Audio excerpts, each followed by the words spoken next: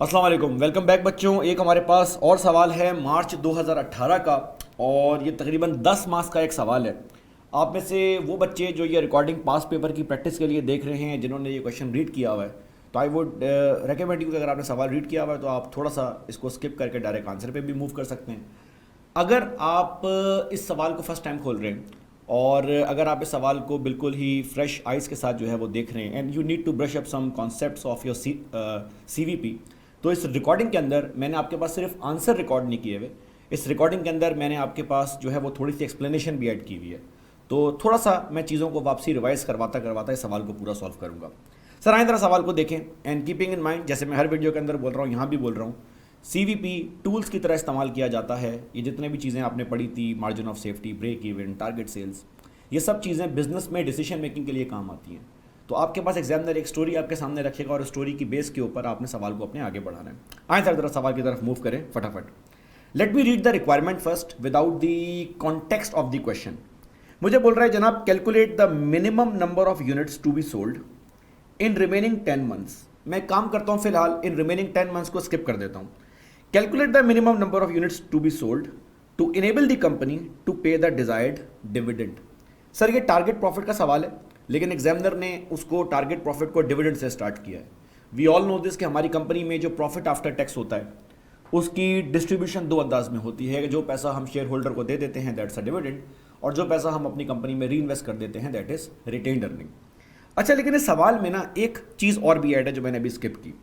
कह रहे जनाब, calculate the minimum number of units to be sold in remaining 10 months. Sir remaining 10 months का मतलब है, यकीनन इस सवाल की कहानी में कुछ ऐसा है कि हमने बिजनेस स्टार्ट किया है और हमारे साल के शुरू के 2 महीने हो गए हैं, से जनवरी और फरवरी हमारा पूरा हो गया है, और जैन फेब के बाद मैनेजर बोल रहा है कि चलो 2 महीने में जितना पैसा कमाया कमाया, ज़्यादा अच्छा वर्ड होगा, 2 महीने में जितना कॉन्ट्रीब्यूशन कमाया कमाया, रिमेनिंग 10 मंथ्स के अंदर आपने क्या काम करना है।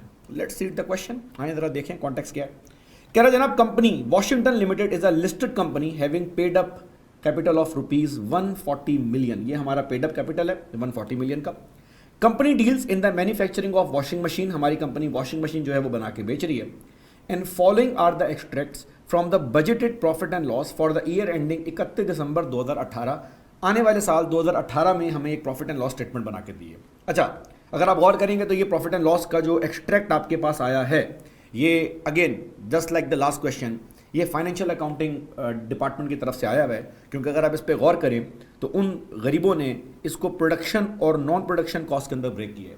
तो मैं आपको बहुत दफ़ा ये बात बोल चुका हूँ, एंड लेट मी से दिस अगेन। सवाल आगे बढ़ाने से पहले हमें सबसे पहले अपने प्रॉफिट एंड लॉस को उस शेप में कन्वर्ट करना है जिस शेप के अंदर हम प्रॉफिट एंड लॉस को समझ सकें। मतलब बीइंग अ मैनेजमेंट अकाउंटिंग, हमें कॉस्ट की क्लासिफिकेशन प्रोडक्शन और नॉन प्रोडक्शन बेस पे नहीं करनी है, हमें कॉस्ट की क्लासिफिकेशन फिक्स और वेरिएबल की बेस पे करनी है। नेवरदलेस सवाल में आगे बढ़ेंगे। सर कह रहा है जनाब 168 मिलियन की सेल्स हमारे पास हुई है, 10,000 का हम 1 यूनिट बेच रहे हैं। तो चलते चलते अगर मैं सवाल में कुछ कैलकुलेशन करने चाहूँ तो मैं हाथ के हाथ ये नॉर्मल सी वर्किंग अपने पास से कर सकता हूँ कि सर अगर 10,000 का 1 यूनिट बेच रहे हैं और 168 मिलियन की सेल्स मेरे पास थी, तो यकीनन इसका मतलब ये हो गया कि मेरे पास टोटल नंबर ऑफ जो एक्सपेक्टेड सेल्स थी दैट वाज 16,800 यूनिट। तो मैं काम ये करता हूँ, मैं यहाँ टॉप पे नोट कर देता हूँ कि ये जो स्टेटमेंट बनी थी this was for 16,800 units. Sir आगे बोल रहा है जनाब, cost of good sold, production cost जो आपके पास आ रही है दैट इज 127 मिलियन, और ब्रेकअप दिया हुआ है, किसी किस्म की मुश्किल नहीं है। कह रहा है 127 मिलियन में 21 मिलियन की फिक्स कॉस्ट है, ऑब्वियसली बाकी सारी वेरिएबल कॉस्ट होगी। सर आगे बोल रहा है 41 मिलियन का ग्रॉस प्रॉफिट है हमारे पास। जो नॉन प्रोडक्शन एक्सपेंसेस हैं, operating expense, that is 16 million, 4.5 इसके अंदर फिक्स है। तो इसका मतलब कि सही है, उसने प्रॉफिट एंड लॉस स्टेटमेंट हमारे मतलब की तो नहीं दी, लेकिन ब्रेकअप बड़ा आसान है। साथ में बोल रहा है जनाब, profit before taxation is 25 million, 7.5 million का 30% के ऊपर टैक्स है, and we have a profit, expected profit after tax of 17.5 million. कुछ काम की बातें एडिशनल इंफॉर्मेशन के अंदर ये बोल रहा है, N analysis of the actual result for the first 2 months of the year. जैसा कि हमने नीचे रिक्वायरमेंट देख के समझ लिया था कि सर वो रिमेनिंग 10 मंथ्स मांग रहा है, इसका मतलब शुरू के 2 महीने गुजर चुके हैं, उन 2 महीनों के अंदर क्या हुआ आए बात कर लेते हैं। कह रहे हैं ये 2 महीनों का एनालिसिस ये शो कर रहा है कि due to the change in the import duty structure, government ने कोई ड्यूटी वगैरह जो है वो इंक्रीज कर दी है, imported products have sorry government ने ड्यूटी स्ट्रक्चर चेंज किया है। Imported products have become available in the market at much cheaper price. हम जो अपने लोकल ब्रांड की वॉशिंग मशीन बेच रहे हैं, हमारे कंपेटिटर ने बाहर से सस्ता माल इंपोर्ट करके मार्केट में रखवाना स्टार्ट कर दिया। जाहिर सी बात है, ब्रांडेड माल है, बाहर का माल है, हमारी आवाम को तो वैसे ही बहुत पसंद है बाहर का माल। वो हमारी आवाम बहुत सारा हमारा प्रोडक्ट के बजाय हमारे कंपेटिटर का प्रोडक्ट बाय करना स्टार्ट कर दिया। सर आगे बोल रहा है, consequently it was decided to reduce the selling price to 9,500 per unit with affect from 1 January. कह रहा है साल के पहले दिन ही, मतलब ये हमें 2 महीने नहीं लगे, हमने भी साल स्टार्ट किया, किसी ने हमें आगे खबर दी भैया मार्केट के अंदर सस्ती और अच्छी वाली वॉशिंग मशीन आ गई है, पाकिस्तानी ब्रांड की वॉशिंग मशीन नहीं चलेगी। हमने कहा चल यार एक काम करते हैं, 10,000 के बजाय 9,500 का बेचना स्टार्ट कर देते हैं। तो पहले तो हमने हिट ये खाई कि 500 रुपये हमने अपनी सेलिंग प्राइस में से कट कर दिए। सर आगे कह रहा है इस 2 महीने के पीरियड में ऑलरेडी 1500 वॉशिंग मशीन बेच चुके हैं। पूरे साल में 16,800 बेचनी थी। एंड बाय द वे ये तो नियत थी, ये 1500 नियत नहीं है, ये 1500 का इवेंट हो गया है। कह रहा आगे बोल रहा है due to the increase in raw material price also with effect from 1 January. अच्छा, पहले दिन ही हमारे साथ 2 हाथ हो गए।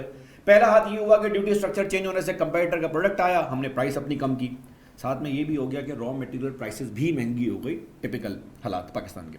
कह रहा जनाब variable cost of sales has increase by 5%। हमारी जो वेरिएबल कॉस्ट ऑफ सेल्स है, हमारी जो प्रोडक्शन कॉस्ट है, वो 5% से बढ़ गई है। फिर कुछ बातें इसने और बताई।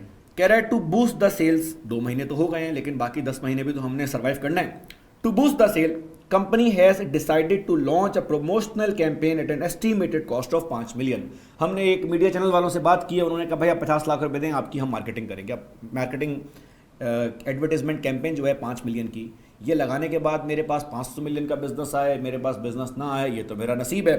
लेकिन ये 5 मिलियन मैंने कमिट कर लिए हैं। क्योंकि ये 5 मिलियन मैंने कमिट कर लिए हैं, इसका मतलब ये हुआ कि ये 5 मिलियन मेरी एक तरह की नई फिक्स कॉस्ट हो गई है। साथ में काम की बात, directors of the company wish to pay 5% dividend to its ordinary share holder. अच्छा सर, ये बात अजीब सी इसने बोल दी, शेयर होल्डर को 5% डिविडेंड देना है। सर किस चीज का देना है? सर वो जो सवाल के टॉप के ऊपर बात लिखी हुई थी ना, उसका इंपैक्ट ये यहां पे लेकर आ रहा है। बोल रहा है 5% डिविडेंड देना है। इसका मतलब ये हुआ कि अगर हमारी कंपनी के शेयर होल्डर ने अपना capital, paid up capital invest किया हुआ है 140 मिलियन, तो 140 का 5 मिलियन हम चाह रहे हैं कि प्रॉफिट दें। लेकिन at the very same time हमारे बैंक से एग्रीमेंट भी हुआ है और बैंक ने कहा है कि खबरदार जो तुमने अपना प्रॉफिट 80% से ज्यादा बांटा। इसका मतलब बैंक क्या बोल रहा है? बैंक ये बोल रहा है कि यार अगर तुमने साल के एंड पर प्रॉफिट आफ्टर टैक्स 100 रुपए का कमाया है ना, तो जो मर्जी करो, 80 रुपए से ज्यादा का डिविडेंड मत देना, 20 रुपए मुझे तुम्हारी रिटेन अर्निंग में जरूरत है। एक दफा दोबारा से बैंक ने बोला भैया अगर तुम्हारा प्रॉफिट आफ्टर टैक्स 200 रुपए का है तो इसका ज्यादा से ज्यादा तुम 80% डिविडेंड की फॉर्म में बांट सकते हो। 80% कितना बनता है भैया? 160। और बाकी 40 कहां जाएगा? सर बाकी 40 जाएगा रिटेन अर्निंग में, विच इज ऑब्वियसली रिमेनिंग 20%। अब मैं इसी बात को थोड़ा बैकवर्ड मूव कर लेता हूं। अगर मैं आपको यह बोलूं कि यार हमारे पास जो हमने प्रॉफिट बांटना है, वो हमें नहीं पता कि प्रॉफिट कितना अर्न करना है, लेकिन हमारी ख्वाहिश ये है कि हम डिविडेंड बांटें। लेकिन याद रखें डिविडेंड बांटते हुए बैंक का एग्रीमेंट 80% ज्यादा पे नहीं कर सकते। हम चाह रहे हैं कि हम 320 रुपए का डिविडेंड बांटें। तो हमारा बैंक का एग्रीमेंट बोलता है कि भाई जितना मर्जी डिविडेंड बांटो, but it should not be more than 80%। तो अब मेरी ख्वाहिश क्या है? सर मेरी ख्वाहिश है 320 रुपए का डिविडेंड। तो ये 320 रुपए should not be more than 80%। तो मैं क्या बोलूंगा कि 320 डिवाइड बाय 0.8, इसका मतलब मैं अगर 400 रुपए का प्रॉफिट कमाऊंगा ना, तो 320 का डिविडेंड जो है वो दे सकता हूं, और इसका 20% रिमेनिंग मेरे पास आ जाएगा रिटेन्ड अर्निंग के अंदर। तो एक छोटा सा उसने कहानी को लंबा करके आपके पास एक्सप्लेन कर दिया। चले जी सर, अब इस सवाल को जरा आगे बढ़ाएं और इसको बारी बारी सॉल्व करें रिक्वायरमेंट को देखकर। रिक्वायरमेंट में पूछ रहा है calculate the minimum number of units to be sold in the remaining 10 months, target sales in units अगले 10 महीनों के लिए। पूरे साल के नहीं, 2 महीने का काम हो गया है, अगले 10 महीनों के लिए हमें जो है वो इसकी कितनी जरूरत है। तो आए इस सवाल को देखें। अच्छा जी, चले सर बच्चों इस सवाल को जरा आगे बढ़ाएं। सर हमसे मांग रहा है target sales in remaining 10 months. Now we all know this कि टारगेट सेल्स निकालने के लिए हम लोग एक फंक्शन यूज किया करते थे। मैं ये फंक्शन पहले इसलिए नोट कर रहा हूं ताकि हम ये देख लें कि हमारे पास कौन कौन सी इंफॉर्मेशन है, कौन कौन सी इंफॉर्मेशन नहीं है। सर टारगेट सेल निकालने के लिए मेरे भाई एक तो मुझे चाहिए होती थी फिक्स कॉस्ट, ठीक है, वो सवाल में इसने डिस्ट्रीब्यूट करके जो है वो है रखी हुई, प्लस एक फिक्स कॉस्ट नहीं भी आ गई है एडवर्टाइजमेंट कैंपेन। सर फिर सवाल के अंदर हुआ करता था टारगेट प्रॉफिट। अच्छा, लेकिन इस सवाल में जो टारगेट प्रॉफिट है वो टैक्स के बाद वाला है, प्रॉफिट आफ्टर टैक्स। तो प्रॉफिट आफ्टर टैक्स के लिए हम क्या किया करते थे सर, हम 1 माइनस टी कर दिया करते थे। 1 माइनस टी से क्या होता था, हमारे पास ये जो अमाउंट है ये नेट ऑफ टैक्स करके profit before tax operating profit हमारे पास आ जाया करता था। सर तो बेसिकली हमें दो तरह की कंट्रीब्यूशन की जरूरत है, हमारे पास दो बास्केट्स हैं। हमें एक तो अपनी फिक्स कॉस्ट पूरी करनी है और हमें एक ऑपरेटिंग प्रॉफिट चाहिए। ये दोनों काम हमारे कंट्रीब्यूशन से होंगे। और हमारा कंट्रीब्यूशन कितना है सर, हम ये दोनों चीज़ें रिकवर करेंगे अपने कंट्रीब्यूशन से। तो यह हमारे पास आ जाएगा कंट्रीब्यूशन पर यूनिट, या अगर मैं सेल्स में निकाल रहा हूं तो कंट्रीब्यूशन मार्जिन। अब सर ये मेरे पास फंक्शन है, ये 10 मार्क्स है मेरे सामने, and this is the end goal of this question. लेकिन ये 10 मार्क्स तक पहुंचने के लिए हमारे पास बीच में छोटे छोटे ऑब्स्टिकल्स हैं। तो आए बारी बारी इन ऑब्स्टिकल्स की बात करें, बारी बारी तीनों वर्किंग की बात करें। ये 3 आइटम अगर मेरे पास आ गए तो मेरा सवाल एंड हो गया। सर सबसे पहले बात करते हैं टारगेट प्रॉफिट की। अच्छा, टारगेट प्रॉफिट की बात करने के लिए let me do working number 1 here. Target profit की बात करने के लिए मैं आपको एक बात समझा दूं। आपको याद होगा, अब ये मैं थोड़ा सा आपको एक रिवाइज जो है वो करवा रहा हूं। अगर आपको ये चीज़ें आती हैं तो आप ये क्वेश्चन स्किप कर दीजिएगा अगले 1-2 मिनट का। सर हमारे पास कंपनी की आया करती थी सेल्स। इस सेल्स में से मेरे भाई हम माइनस करते थे वेरिएबल कॉस्ट। हमारे पास आया करता था कंट्रीब्यूशन, इसमें से हम माइनस करते थे फिक्स कॉस्ट, और ये हमारे पास आया करता था प्रॉफिट, जिसको हम प्रॉफिट बिफोर टैक्स या ऑपरेटिंग प्रॉफिट भी बोला करते थे। सर इस प्रॉफिट में से गवर्नमेंट अपना एक कट लिया करती थी, टैक्स जो भी रेट आपका होगा 30%, और ये हमारे पास आ जाया करता था प्रॉफिट आफ्टर टैक्स। आपको याद होगा हमने ये बात की थी, और अगर आपको ये बात नहीं पता, आप फर्स्ट टाइम ये लेक्चर देख रहे हैं तो आप ये बात सुन लें। सर ये जो प्रॉफिट आफ्टर टैक्स है ना, अब ये हमारी कंपनी का पैसा है। इस पैसे को हमने 2 हिस्सों के अंदर ब्रेक करना है। सर इसमें से एक हिस्सा हमारे पास जाएगा शेयर होल्डर के पास, विच वी कॉल डिविडेंड, और एक हिस्सा जो हम कंपनी के अंदर रिटेन कर लेंगे, जिसको हम बोल रहे हैं रिटेन अर्निंग। लेकिन सवाल के अंदर एक बड़ी मजेदार बात लिखी हुई है। सवाल के अंदर लिखा हुआ है the director wish to pay 5% dividend to ordinary share holder. सही है, but the dividend can not exceed more than 80%। इसका मतलब ये हुआ कि ये जो डिविडेंड मैं पे करना चाह रहा हूं मेरे भाई, this dividend should be 80% of the profit, and retain earning obviously would become 20% of the profit. अब एग्जामिनर ने ये पूछा हुआ है कि अगले 10 महीने में मुझे कितने रुपए का माल बेचना है, सॉरी कितने यूनिट्स बेचने हैं कि मैं अपना डिविडेंड पे ऑफ कर दूं। तो डिविडेंड हम कितना पे करना चाह रहे हैं सर, हमारी कंपनी डिविडेंड पे करना चाह रही है 5%। 5% ऑफ व्हाट, हमारे शेयर होल्डर ने पैसा लगाया है 140 मिलियन।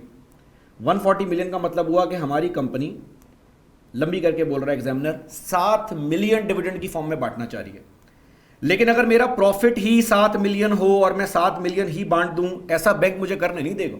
बैंक ने मुझे बड़े क्लियर कट ये बात बोली है कि भाई जो भी करना है 80% से ऊपर ना जाए। इसका मतलब ये हुआ कि ये जो 7 मिलियन है मेरे भाई, ये 7 मिलियन मेरे पास 80% से ज़्यादा नहीं होना चाहिए।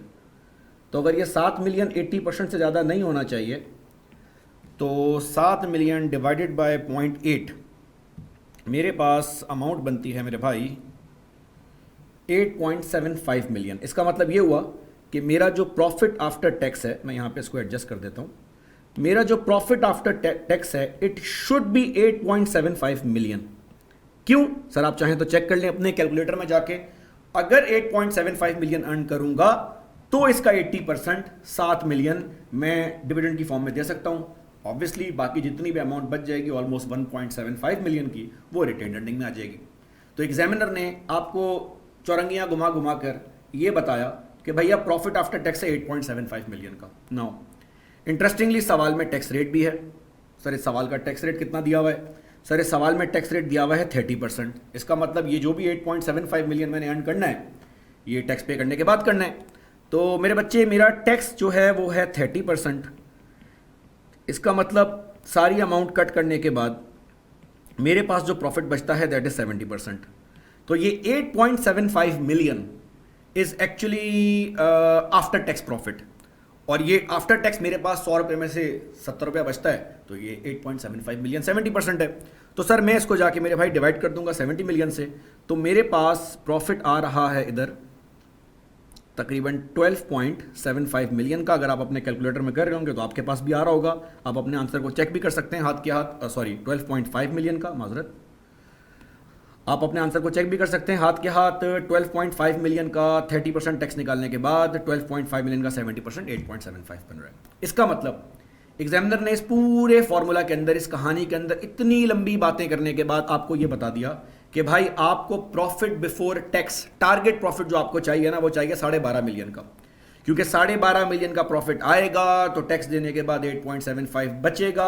8.75 का 80% आप डिविडेंड में दोगे तो शेयर होल्डर खुश होगा 7 मिलियन के ऊपर। तो सर इसका मतलब ये हुआ, इस सवाल के अंदर मेरे भाई मैं अपने इस फंक्शन में जाके ये वैल्यू एडजस्ट कर देता हूं, क्योंकि ये वैल्यू मेरे पास आ गई है। And sir this value is 12.5 million. तो अगर आप सवाल के ऊपर आप गौर करें तो हमारे सवाल में एक छोटा काम, आसान काम बाहर हो गया है। अब हमें 2 आइटम्स की ज़रूरत है। अब हमें चाहिए सवाल में फिक्स कॉस्ट और अब हमें चाहिए सवाल में कंट्रीब्यूशन पर यूनिट। आए आगे बढ़े। अच्छा जी, चलें जी बच्चों, अब अगले कंपोनेंट की तरफ हमें फिक्स कॉस्ट जो है वो निकालनी है। Sir I will move back to the question once again, थोड़ा डाटा मुझे देखना है। सर ये जो प्रॉफिट एंड लॉस दिया था ना, ये प्रोडक्शन और नॉन प्रोडक्शन कॉस्ट की फॉर्म में दिया हुआ है। मुझे इसमें से फिक्स कॉस्ट की ज़रूरत है और क्लियर कट लिखा हुआ है, क्लियर कट लिखा हुआ है। कह रहा भाई ये 127 मिलियन में से ना 21.2 मिलियन फिक्स कॉस्ट है और बाकी सारी ऑब्वियसली वेरिएबल कॉस्ट हो जाएगी। और ये ऑपरेटिंग एक्सपेंस में ना 16 मिलियन में से 4.5 मिलियन मेरे पास फिक्स कॉस्ट आ रही है। तो सर मैं काम ये करता हूँ अपने पास इस फंक्शन के अंदर इस कंपोनेंट को पूरा करने के लिए एक वर्किंग अपने पास और सॉल्व कर लेता हूँ और इस वर्किंग का नाम मेरे भाई मैं रख देता हूँ वर्किंग नंबर 2। ये वर्किंग में सॉल्व कर लेता हूँ फिक्स कॉस्ट की। अच्छा ये बहुत रिलेटिवली आसान वर्किंग है, सवाल बहुत ही स्ट्रेट फॉरवर्ड है ये। अच्छा जी मेरे बच्चे, फिक्स कॉस्ट में मेरे पास क्या क्या है? सर फिक्स कॉस्ट में आपके पास एक तो कॉस्ट ऑफ गुड्स सोल्ड है, ठीक है, और वो उसने आपको दी हुई है 21.2 मिलियन की, ठीक। अच्छा सर इसके अलावा हमारे पास ऑपरेटिंग एक्सपेंसेस हैं, वो भी एग्जामिनर ने क्लियर कट आपके सामने रखे हुए हैं, किसी किस्म की परेशानी नहीं। कह रहा भाई ये 4.5 मिलियन के हैं। सर ये जो हमारी एग्जिस्टिंग कॉस्ट है ये बन रही है 25.7 मिलियन। सर इस सवाल में ना एक चीज़ उसने और भी बोली है कि आप जो बाकी 10 महीने हैं, क्योंकि कंपटीशन बहुत स्टिफ है, हमें उस कंपटीशन को हैंडल करने के लिए मज़ीद मार्केटिंग करनी है। तो हमने एक मार्केटिंग कैंपेन अपने पास ऐड कर ली है, तो एक नया खर्चा हमने अपने ज़िम्मे बांध लिया है। और सर ये मार्केटिंग कैंपेन जो हम अपनी सेल्स बूस्ट करने के लिए करेंगे, इसकी कॉस्ट आ रही है मेरे भाई 5 मिलियन। तो मेरे पास अब जो नई फिक्स कॉस्ट आ रही है for the rest of the year that is 30.7 million. इसका मतलब ये हुआ कि सवाल का जो दूसरा कंपोनेंट था वो भी मैंने पूरा कर लिया। तो अब मैं क्या करूँगा sir, I will go back to my main function और मैं यहाँ पे जाके बोलूँगा चलो भाई फिक्स कॉस्ट तो मेरे पास आ गई है। तो फिक्स कॉस्ट मेरे पास आ रही थी दोस्त 30.7 मिलियन, ठीक है जी। सर अब मेरे पास सवाल में टारगेट सेल निकालनी थी, अल्हम्दुलिल्लाह सारा काम हो गया है, हमने टारगेट प्रॉफिट भी निकाल दिया है, हमने फिक्स कॉस्ट भी निकाल दी। अब मेरे पास एक आखिरी आइटम रह गया कंट्रीब्यूशन पर यूनिट। तो आए नेक्स्ट वर्किंग के अंदर मूव करें और कंट्रीब्यूशन पर यूनिट के ऊपर जो है वो बात करें। अच्छा जी बच्चों, चलें नेक्स्ट वर्किंग के ऊपर मूव करेंगे। हमें सवाल में कंट्रीब्यूशन पर यूनिट निकालना है। अभी सवाल सब स्ट्रेट फॉरवर्ड जा रहा है, किसी किस्म का जो है उसमें ऑब्स्टिकल नहीं आया, बट एंड में एक छोटा सा ट्विस्ट है, उसको भी हम बाद में देखते हैं। सर ज़रा कंट्रीब्यूशन के बारे में बात कर लें। भाई ये कंट्रीब्यूशन के बारे में जब बात करेंगे तो हमारे पास सेलिंग प्राइस जो 10,000 रुपये हमने प्लान की थी दोस्त, अब वो कम हो गई है। हम लास्ट 2 महीने से 9,500 रुपये चार्ज कर रहे हैं और सवाल में कोई और इन्फॉर्मेशन नहीं है। इसका मतलब है कि अगले 8 महीने भी और अगले 10 महीने भी हमने 9,500 रुपये चार्ज करना है। सर इसके बाद हम इसमें से माइनस करेंगे दोस्त वेरिएबल प्रोडक्शन कॉस्ट। अच्छा वेरिएबल प्रोडक्शन कॉस्ट के लिए थोड़ी सी हमें मेहनत करनी पड़ेगी। सर वेरिएबल प्रोडक्शन कॉस्ट हमें दी हुई थी cost of goods sold 127 million की, और इस 127 मिलियन में 21.2 मिलियन मेरे पास आ रही थी आपकी फिक्स कॉस्ट। सर इस 127 मिलियन में से जब मैं 21.2 मिलियन निकालूंगा तो मेरे पास बच जाएगा 105.8 मिलियन। ये वेरिएबल कॉस्ट जो मेरे पास आ रही है, इस वेरिएबल कॉस्ट को अगर मैं डिवाइड कर दूं टोटल नंबर ऑफ यूनिट से, जो मैंने सवाल के शुरू में कैलकुलेट किए थे, तो उस यूनिट बन रहे हैं 16,800। तो इन 16,800 यूनिट को जब मैं डिवाइड करूंगा तो मेरे पास मेरे भाई वेरिएबल कॉस्ट आ जाएगी 6297 पर यूनिट। लेकिन याद रखें, ये वैल्यूज़ जो मैंने वेरिएबल कॉस्ट की, वेरिएबल प्रोडक्शन कॉस्ट की निकाली है, ये मैंने बजट से निकाली है। सवाल में एक बात और बोल रहा था, सवाल में क्या बोल रहा है अगर आप यहाँ गौर करें, सवाल में कह रहा है due to increase in raw material prices with effect from 1 January variable cost of sales has increase by 5%। इसमें पे कर रहा हूँ 6297 का 5%। तो मेरी वेरिएबल कॉस्ट अब इंक्रीज होके हो गई है 6612.50। अच्छा, इस सवाल में एक वेरिएबल कॉस्ट और भी है, variable operating cost. Sir variable operating cost के लिए भी मैं थोड़ा सा सेम काम करूंगा। मैं सवाल के अंदर जाऊंगा और अगर आपको याद हो तो सवाल के अंदर लिखा हुआ था कि मेरे पास ऑपरेटिंग कॉस्ट आ रही है तकरीबन 16 मिलियन की। इस 16 के अंदर 4.5 मिलियन मेरे पास फिक्स कॉस्ट है। तो 16 में से जब 4.5 निकालूंगा दिस विल बी 11.5 मिलियन, और ये 11.5 मिलियन 16,800 यूनिट की कॉस्ट है। तो मेरे भाई ये आपके पास बन गया है 16,800 के हिसाब से 684.52। मेरे भाई ये मेरे पास आ गई है वेरिएबल ऑपरेटिंग कॉस्ट, और अगर इस वेरिएबल ऑपरेटिंग कॉस्ट को मैं एडजस्ट करूंगा तो मेरे पास सीएम भी आ जाएगा, और मेरे पास सीएम आ रहा है, आप लोग इसको अपने कैलकुलेटर में हाथ के हाथ निकाल के चेक भी कर सकते हैं, 2202.97, ऑलमोस्ट 2203 रुपये का। तो ये मेरे पास आ गया contribution. Now sir, now I can go back to my main function और वहाँ पे जाके मैं इस वैल्यू को पंच करूँगा। तो मेरे पास कंट्रीब्यूशन आ गया, और वो कंट्रीब्यूशन मेरे पास आ रहा था 2202.97 पर यूनिट। नाउ तो सवाल तो सॉल्व हो गया। सर इस सवाल में एक छोटा सा ट्विस्ट था, इस फंक्शन में अभी भी एक मिस्टेक एग्जिस्ट करती है। जरा गौर कीजिएगा, हो क्या रहा है बेसिकली, होता क्या है बेसिकली, फंक्शन है किस चीज़ का। एक यूनिट बेच के, एक वॉशिंग मशीन बेच के मैं तकरीबन 2200 रुपये कमाता हूँ। ये 2200 रुपये का एक यूनिट बेच के इतने सारी वॉशिंग मशीन बेचूंगा कि मेरी फिक्स कॉस्ट भी कवर हो जाए और मैं अपना टारगेट प्रॉफिट भी कमा लूँ। अब ये कंट्रीब्यूशन बेसिकली इन दोनों को जो है वो कवर कर रहा है। लेकिन इस सवाल में ट्विस्ट ये है कि एग्जामिनर ने आपसे ये पूछा हुआ है कि calculate the number of units to be sold in the remaining 10 months. इसका मतलब ये हुआ कि शुरू के 2 महीने में हम कुछ यूनिट बेच चुके हैं। जी सर बिल्कुल बेच चुके हैं, हमें याद है एग्जामिनर ने हमें बताया था कि 1500 यूनिट्स बिक गए हैं ड्यूरिंग दिस पीरियड। तो मेरे दोस्त अगर 1500 यूनिट ड्यूरिंग दिस पीरियड बिक गए हैं, इसका मतलब है कि इस रिक्वायर्ड कंट्रीब्यूशन में से जो मेरे सामने आ रहा है ऑलरेडी मैं कुछ पैसे कमा चुका हूं। ये तो वो पैसा है जो मुझे पूरे साल में चाहिए, लेकिन इस साल में कुछ कंट्रीब्यूशन मैं ऑलरेडी अर्न कर चुका हूं। इसका मतलब क्या हुआ सर? इसका मतलब ये हुआ कि ये जो 30.7 मिलियन की फिक्स कॉस्ट मैंने पूरी करनी है कंट्रीब्यूशन कमा के, और 12.5 मिलियन का प्रॉफिट अर्न करना है कंट्रीब्यूशन के थ्रू कमा के, ये पूरे साल में अर्न करना था। इस साल में से 2 महीने तो गुजर चुके हैं क्योंकि अब वो रिमेनिंग 10 मंथ्स का मांग रहा है। तो अब आपने काम ये करना है कि आपने शुरू के 2 महीने मुझे पैसे कमाए हैं ना, शुरू के 2 महीने के पैसे को साइड पे कर दो क्योंकि ये पूरे साल की जरूरत है। 2 महीने का पैसा साइड पर हो गया तो जितनी अमाउंट यहां बच जाएगी वो अमाउंट अब हमने बाकी 10 महीने के अंदर पूरी करनी है। तो मैं यहां लिख देता हूं फर्स्ट 2 मंथ्स कंट्रीब्यूशन। और मेरे भाई ये कंट्रीब्यूशन मैं किससे पूरा करूंगा सर? जाहिर सी बात है ये कंट्रीब्यूशन आप अपने कंट्रीब्यूशन पर यूनिट से पूरा करेंगे। 2209.97 बन रहा है। इसका मतलब ये हुआ मेरे भाई कि मुझे जो है अब एक वर्किंग और करनी है, और ये वर्किंग मेरे पास होगी वर्किंग नंबर 4, और इसका नाम रख देते हैं ताकि हमारे लिए आसान हो जाए, contribution earned during first 2 months. अच्छा जी सर, ये शुरू के 2 महीने का कंट्रीब्यूशन है। अच्छा, ये निकालना बड़ा आसान है। निकालना आसान इसलिए हमारे पास दोस्त कि मेरे पास सवाल में ना ऑलरेडी मैंने 1 जनवरी से सेलिंग प्राइस भी कम हो गई थी, 1 जनवरी से वेरिएबल ऑपरेटिंग कॉस्ट भी बढ़ गई थी, तो मेरे पास शुरू के 2 महीने का कॉन्ट्रीब्यूशन ऑलरेडी आ गया है और यही कॉन्ट्रीब्यूशन पर यूनिट अगले 10 महीने तक काम करेगा। लेकिन ये जो मैंने 2200 रुपये कमाए थे दोस्त, ये 2200 रुपये मैंने शुरू के 2 महीने में कमाए हैं।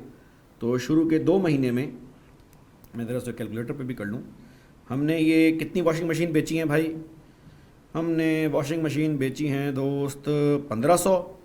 तो 1500 का मतलब ये हुआ, एक second, 2.97 multiply by 1500 units. Sir ये मेरे पास बन रहा है जनाब, ये मेरे पास बन रहा है ऑलमोस्ट 3.304455। मेरे भाई ये कंट्रीब्यूशन वो है जो मैं ऑलरेडी अर्न कर चुका हूँ। 3.5 मिलियन मैंने कमा लिया है। तो सर अगर 3.5 मिलियन आपने कमा लिया है तो ये बताएं कि आपकी टोटल ख्वाहिश कितनी थी? सर मुझे पूरे साल में ब्रेक इवन करने के लिए इतने पैसों की ज़रूरत थी, सॉरी ब्रेक इवन और टारगेट सेल्स 30.7 मिलियन मुझे चाहिए फिक्स कॉस्ट के लिए, और सर इसमें मुझे मुनाफा भी कमाना है 12.5 मिलियन का। तो मेरी टोटल रिक्वायरमेंट है 43.2 मिलियन की।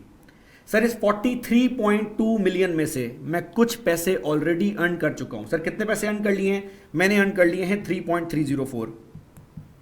तो इसका मतलब रिमेनिंग जो अमाउंट मेरे पास रह गई है दोस्त, वो रिमेनिंग अमाउंट मेरे पास रह गई है 39.86 मिलियन। और ये 39.86 मिलियन को जब मैं 2202 पॉइंट, अबे यार सही है, जिससे भी डिवाइड करूंगा तो मेरे पास दोस्त आ जाएगा कि अब रिमेनिंग ईयर के अंदर मुझे 18,110 वॉशिंग मशीन्स बेचनी हैं अगर हम चाह रहे हैं कि हमारा ब्रेक इवन भी हो जाए और हम इतना मुनाफा कमा लेंगे टैक्स और बैंक की रिक्वायरमेंट पूरी करने के बाद शेयर होल्डर को हम 7 मिलियन प्रॉफिट जो है वो दे सकें। तो ये आपका एक अच्छा सा सवाल हो गया, मज़ेदार सवाल हो गया। इस सवाल का ये ट्विस्ट आपने देख लिया। So keep an I on this kind of a thing in exam and best of luck. Thank you.